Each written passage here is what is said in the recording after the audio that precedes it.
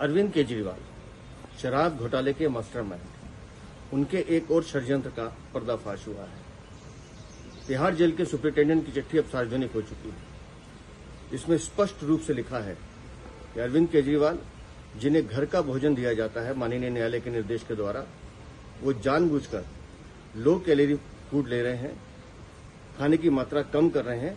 6 जून से 13 जुलाई के बीच लगातार अपनी डाइट को कम कर रहे हैं कि किसी तरह से वजन कम हो जाए और वो सहानुभूति न्यायालय के सामने रख सके कि मुझे तो बेल चाहिए, जेल में मेरा वजन कम हो रहा है। मैं हैरान हूं, जितने दिन वो बेल पर थे 21 दिन तक लगातार उन्होंने दिल्ली में प्रचार किया, सुबह से शाम मेहनत की, दौड़ते रहे, सब जगह बात करते रहे, तब उनकी तबीयत बिल्कुल ठीक थी।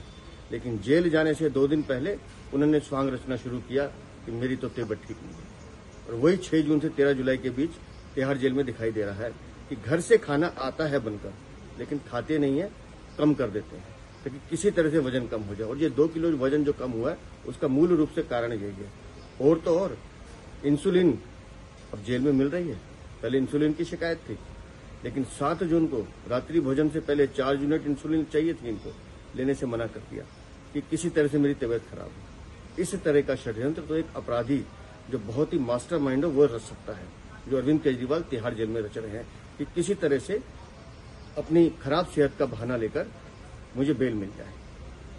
सारे तथ्य माननीय न्यायालय और जांच एजेंसी के समक्ष जाएंगे, लेकिन मैं हैरान हूं कि शराब घोटाले में इतना बड़ा घोटाला करने वाले अरविंद केजरीवाल किस तरह से और किस स्तर तक जा सकते हैं।